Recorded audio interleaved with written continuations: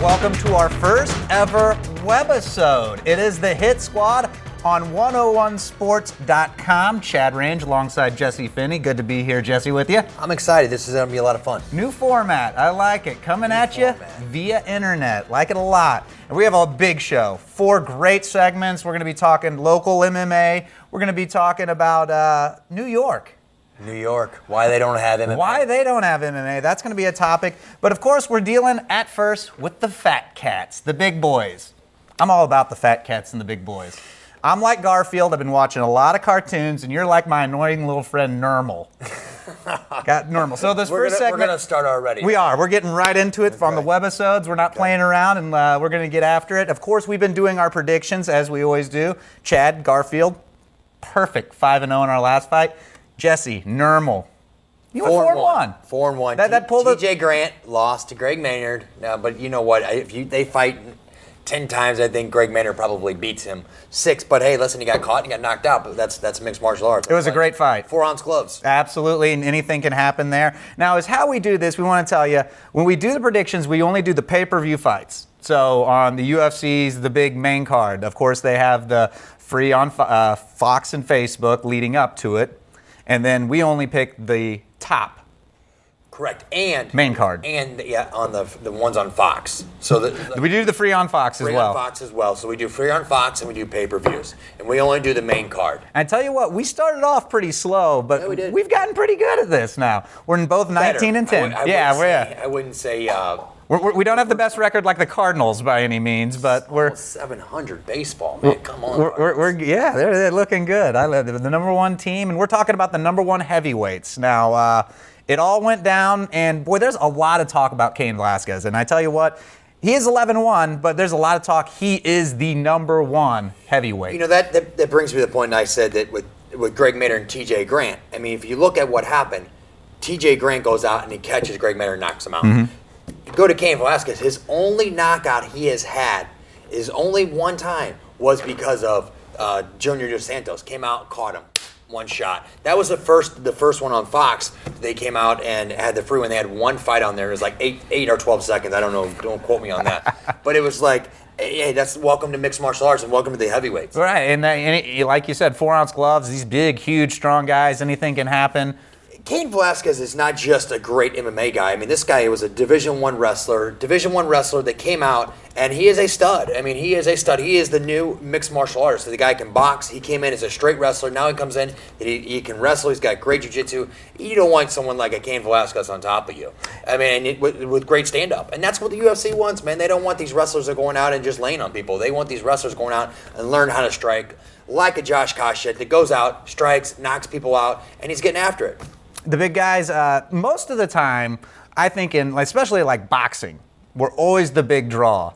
But mixed martial arts, it kind of changes because, like you say, those are big guys, and they start leaning on each other. It slows down.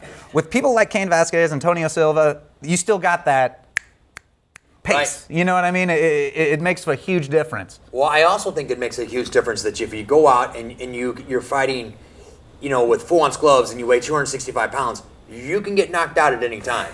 I mean, there's a big difference there, and there's the old it factor between boxing and mixed martial arts. But at the same time, whenever you got 2 big heavyweights going out there, you put one shot with somebody with a 4-ounce glove. If you're 135 pounds or you're a heavyweight, you still go to sleep at any time. And I tell you what, Cain Velasquez looking good against Antonio Silva. He improves to 12-1, and as we were talking about, do you think he is the number one heavyweight of all time, or of just right now? No, I will actually go on record and say I think he's the best heavyweight of all time right now. Right now, as we stand today. And I think he's got the biggest upside as it can come to as well. I feel like we've had this a little bit. Fedor was always very highly talked about, highly touted. Of course, then he gets, dethroned. And, Cain Velasquez, it seems like, he's going to have a good run. He's having a great run. But, boy, that heavyweight division is packed with talent. It is stacked. It's getting there. But the back when you and I were growing up, it was always the heavyweight division of boxing. Oh, absolutely. But is it as intriguing in heavyweight boxing as it is right now? Or is it just because it's the heavyweights are doing well? Or is it because it's just everyone loves the heavyweights? That's a great call. And we want to hear from you. Hit Squad at 101sports.com. Send us an email. In my opinion of what he just asked, I would have to say the number one division is light heavyweight.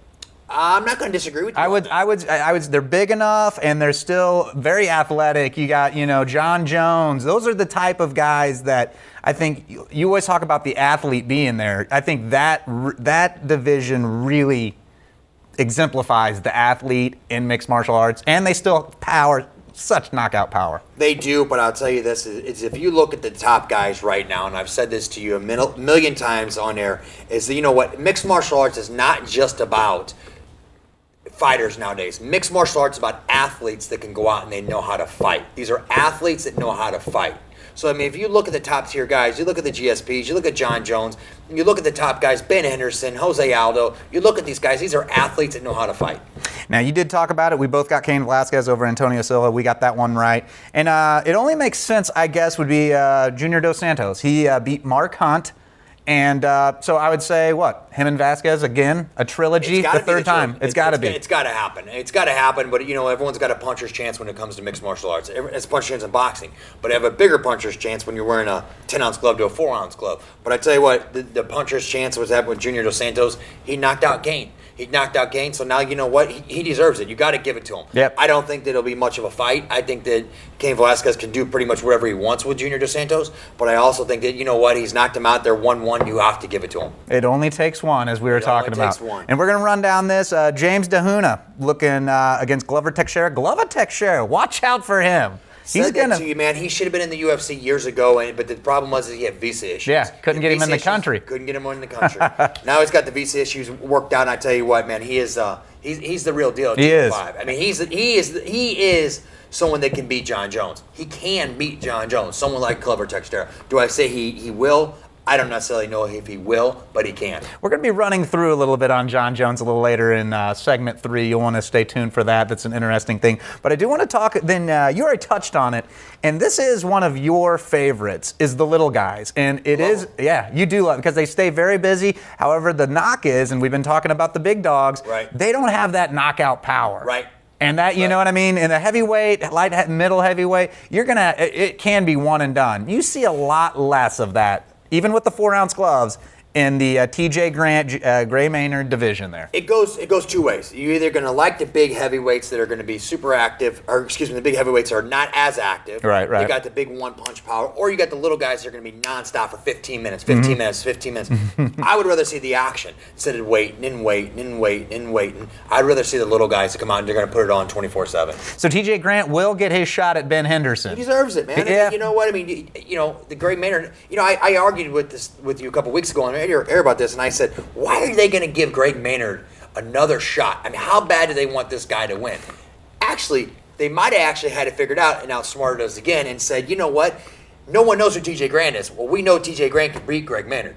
So if he goes out and he beats TJ Grant, now all of a sudden he goes and now he's got a name for himself because he went out and beat Greg Maynard. Now they got it figured out, which the UFC always has it figured out pretty much. But at the same time, now all of a sudden he goes out and he goes out and he knocks out Greg Maynard, and everyone's like, oh, maybe this guy's legit. There you go. He is now 12-1. I mean, his record would state he is legit. And Gilbert Melendez, he's got to keep an eye on that. He was the Strikeforce champion for so long. Great fight against Henderson. I thought, like I said, I thought he won the fight. I thought he won 3 rounds to 2. But at the same time, you got to beat the champ. I don't necessarily buy that because simply the reason you don't have to beat the champ because it's a fight. Okay, when it comes down to it, it's a fight, and you have to win the fight. Yeah, that's interesting. And everyone says you got to beat the champ, you got to beat the champ, you got to beat the champ to be the champ. Well, I don't necessarily buy that. You know what? It's a fight, man. If you're gonna fight, you're gonna fight, and you win, you lose. It's still a fight, any which way you slice it. Now, if Henderson would have won, everyone would say, "Oh, it was his hometown." But that's what everyone loves at Sports Talk Radio to web. That's right. Controversy. The webinars. That's right. We're bringing it on. Donald Cerrone, 19-5, looked good against KJ Coons. KJ Noons, by the way. Noons. But yes, Noons. Where'd you get the K there? The K from the KJ. Okay. I got you. Right, yeah. right, no big deal. As Chad always says, what's your saying about knowing people's name? I mean, I'll know it when you defend the title 3 times. Become the champion, defend it 3 times. I won't get your name wrong on air. I promise. Mr. Noons. That's our big joke, inside joke. That is true. Boy, there's a lot of names, a lot of vowels in some of those names. But yeah, so it's guys from all over the world. It is. And I tell you what, whenever they become champion and defend it 3 times, I'll get them all perfectly Right. I love it. I love it. Donald Cerrone, KJ Noon's great fight. You know, it really was. Donald Cerrone, you never see the guy in a boring fight. The guy is one of the most. If he's on the fight card, I'm tuning in. And the reason why is because Donald Cerrone never puts on a boring fight. I mean, he really doesn't. And he's got the most talent. He's even said, he goes, man, I'm the most talented guy out there. But my problem is I cannot get it between the ears. He's nuts. He's crazy. But he's honest, too. I like that. Honest. I do like it. That's good stuff. Well, right now, as we said, you know, with the heavyweight division being a logjam, Cain Velasquez, Junior Dos Santos. Has to be those two, wouldn't you say? No, it's a done deal. It's a done deal. They're going to fight. It's going to be a trilogy, and, you know, everyone's going to be, you know, we'll talk about it here a lot. Absolutely. I'm not the most excited about the fight because I think there's a difference, way different level there, because I think Junior Dos Santos is out of his league. But once that's over, I am excited because I've become a huge fan, and I bet against him, Daniel Cormier. 12-0. I think he deserves his shot. And I tell you, we talked about this before on air. I would like to see him and Roy Nelson. Big country. I do. I think that's a great fight. Oh, I think that's a great fight. I do think it's a great fight. But here's what's very interesting as well. If you look at the top three guys, you have Cain Velasquez, Junior Dos Santos, and then you have Daniel Cormier. So I don't know if some people know this. A lot of people probably do. But Daniel Cormier and Cain Velasquez train together. Okay. So what are you going to do here? You don't see that happening. You don't see it happening. I mean, you're asking me, do I see it happening? I actually see Daniel Cormier going to 205 and beating John Jones. Wow. That's. I know. I said it, but I really do, man. The guy's an Olympic style wrestler. He's a stud. He is a stud, and he can do it. So I mean, now he's only 225 pounds. But at the same time, he's fighting guys that are 265, 270, cut down to 265. We'll see, man. I mean, it's an interesting time in the heavyweight division for the UFC. I tell you what, the thing that I like about him is he is so much quicker than those big guys. I think, you know, if he goes down, he loses a little bit. Being the athlete, I think he's got an athletic advantage over those guys just in his quickness.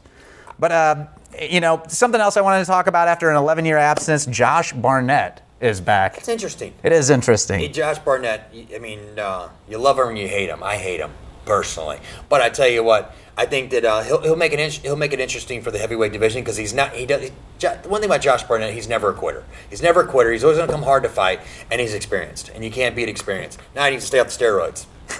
Get popped again. I mean, yeah, and he's not a young man, 35, no. I believe. I mean, for them, and they put him ahead of Roy Nelson. Yeah, they brought him in. Yeah, I thought that was a little. I know you're a Roy Nelson fan. I don't like Roy Nelson, his character, but I do like his fighting style. Roy Nelson's. When you say his character, are you talking about him as a person or just? No, you know exactly. The mullet and the beautiful build. I think that half of it is just. It's an act for him. It's like WWE a little. Yeah, but good for him. If it gets him. Hey, Roy Nelson. There's one thing about Roy Nelson you can't argue with, man. He's a Renzo Gracie black belt. He's a great stand-up guy. Oh, he's got good wrestler. Powerful punch. Yeah. And you know what? And you never see as a heavyweight. There are some boring heavyweight fights. Oh, absolutely. You don't see Roy Nelson in a boring heavyweight fight. So we'll see. But we'll run all that down. Of course, we're going to be looking ahead as well on the new main event for UFC 161. Rashad Evans taking on Dan Henderson. Boy, two guys in the twilight of their career. What a huge fight this is for both of those guys.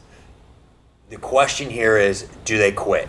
Does the loser quit after their? Yeah, I mean, hang him up. I would. I hope not. You know, but at the same time, I mean, you almost got to think that it might be that time. We'll have more on that coming up in segment 4. But on our next segment, we're going to be looking at local MMA. 15 years in the making. You're watching the Hit Squad on 101sports.com.